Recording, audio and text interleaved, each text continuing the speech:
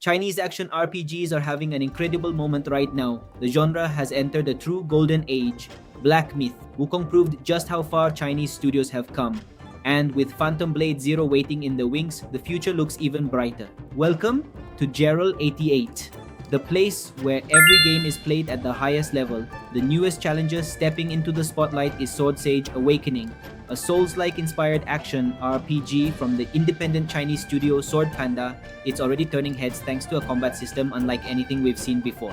One that forces players to rethink almost every traditional rule the genre has taught us over the years. And if you enjoy this kind of content and want to support the channel, don't forget to subscribe, leave a like, it really helps me out. Let's jump right in.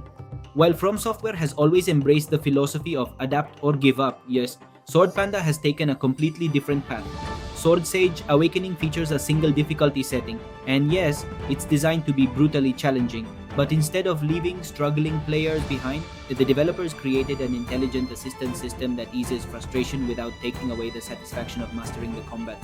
Lose 3 fights at any point in the game, whether it's during the opening minutes or 20 hours into the adventure, and you'll automatically receive 2 special talismans.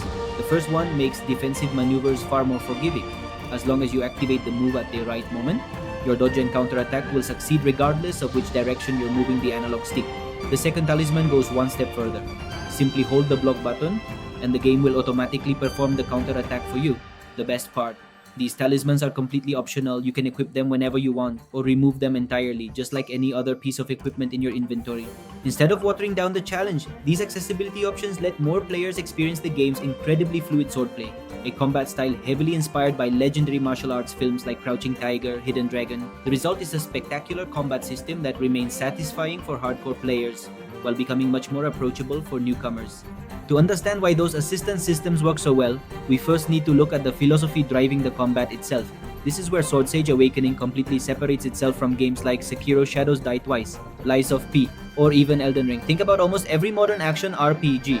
How much time do you spend rolling around the battlefield just to avoid getting hit? Probably almost as much as you spend attacking. Not here.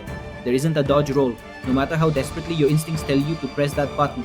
And there isn't a dedicated parry button either. Instead, the entire combat system draws direct inspiration from Bruce Lee's Jeet Kune, the way of the intercepting fist. Its philosophy is surprisingly simple. The perfect moment to strike your opponent is the exact moment they're trying to strike you. Only this time, you're not fighting with fists, you're fighting with swords, and your survival depends entirely on embracing that idea. Just before an enemy attack connects, you have to read their stance.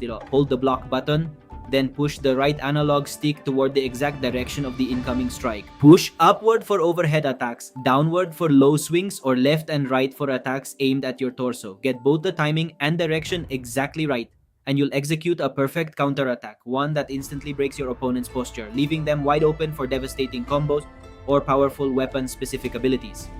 Even the strongest defense has its limits. Blocking attacks directly with your weapon gradually wears down its durability.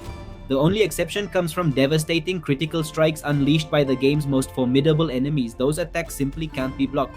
If your primary sword eventually shatters, you're not left defenseless.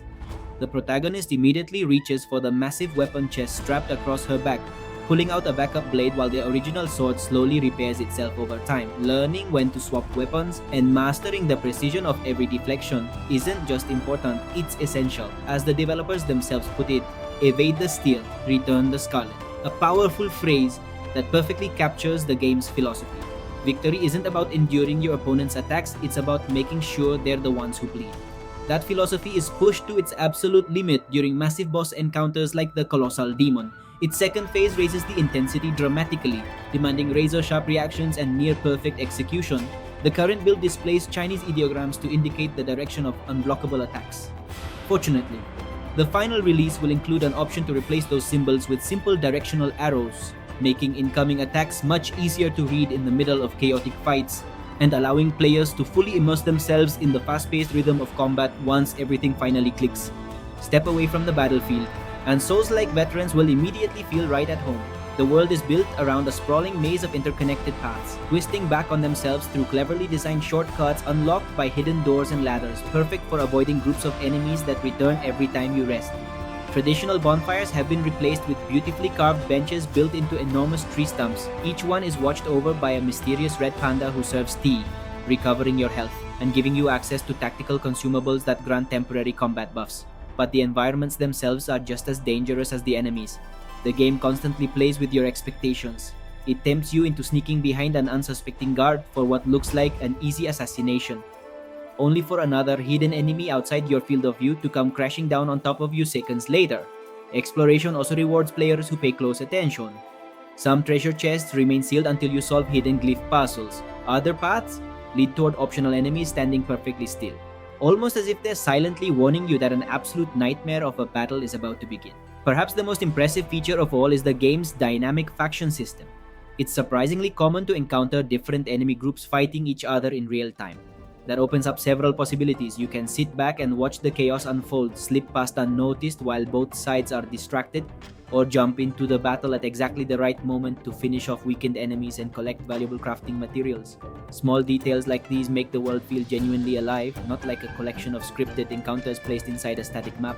With a main campaign expected to last around 15 hours, along with deep weapon customization systems and magical abilities that still haven't been fully revealed, Sword Sage Awakening is shaping up to be one of the most exciting action RPGs currently on the horizon. Development is estimated to be roughly 60% complete, which also explains the inconsistent PC performance seen in the latest previews. According to Sword Panda, those technical issues are already being addressed and are expected to be fully polished before launch. The game still doesn't have an official release window, and realistically, we probably won't see it arrive before next year. Even so, everything we have seen so far points towards something genuinely special. Its fresh approach to combat, its bold design philosophy, and its willingness to rethink the very foundations of the Souls-like formula make this one action RPG that's absolutely worth keeping a very close eye on. Asia's gaming industry continues to raise the bar, and Sword Sage Awakening is yet another reminder that innovation in combat design still has plenty of room to evolve. Now, I want to hear from you. Does this Bruce Lee-inspired combat system sound like something you'd enjoy? Or do you think those optional assistance talismans will end up saving you more than once during your adventure? Leave your thoughts down in the comments. Don't forget to smash that like button, react to the video, and subscribe so you never miss any of our upcoming game breakdowns and major releases. I'm Gerald88, and I'll see you in the next adventure, right here, where every game is played at the highest level.